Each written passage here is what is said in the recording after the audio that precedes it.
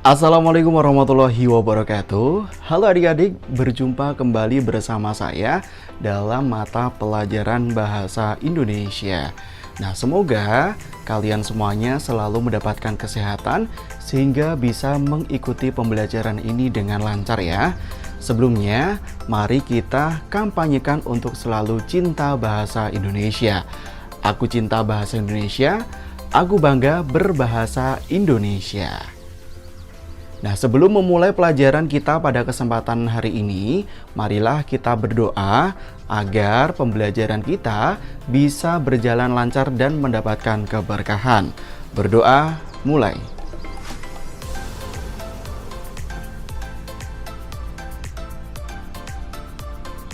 Selesai.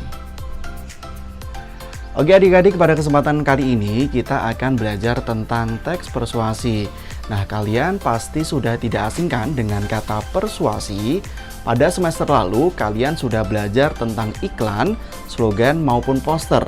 Nah, di dalam iklan, slogan, maupun poster, tentu saja terdapat kata-kata persuasi atau kata-kata yang mengandung ajakan. Jadi, teks persuasi ini adalah sebuah teks yang bersifat membujuk. Teks persuasi ini memiliki tujuan untuk meyakinkan pembaca agar tertarik dan mengambil tindakan sesuatu. Sama dengan teks-teks yang lainnya, tentu saja teks persuasi ini memiliki struktur pembangunnya. Yang pertama adalah pengenalan isu. Pengenalan isu berupa pengantar atau awalan pada teks yang mengenalkan isu atau permasalahan yang akan dibahas. Seperti ini contoh pengenalan isu. Oke, struktur selanjutnya yang kedua adalah rangkaian argumen. Rangkaian argumen berupa pendapat penulis atau pembicara terkait dengan isu yang dikemukakan pada bagian sebelumnya. Pada bagian ini dikemukakan pula sejumlah fakta yang memperkuat argumen-argumennya. Untuk contohnya bisa dilihat seperti ini ya. Struktur yang ketiga adalah pernyataan ajakan.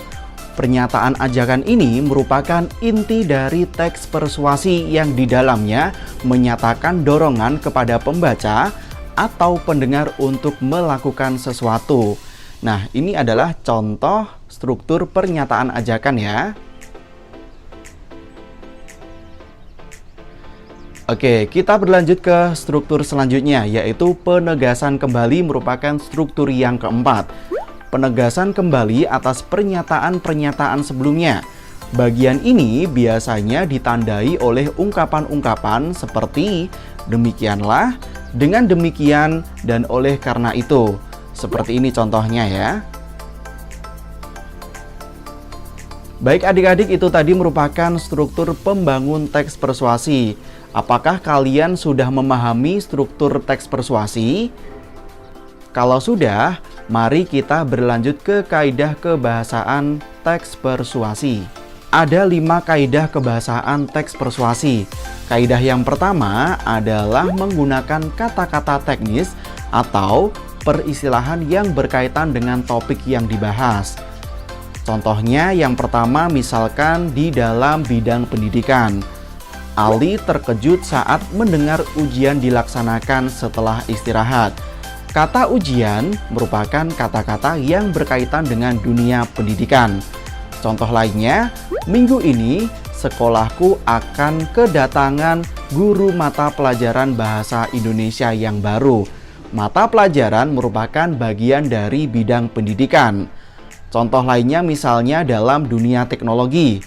Pak Andi baru saja menelpon PLN karena listrik di kampungnya padam. Kata listrik merupakan bagian dari teknologi. Contoh lainnya, Rini baru saja memperbaiki komputernya yang rusak. Komputer merupakan bagian dari teknologi.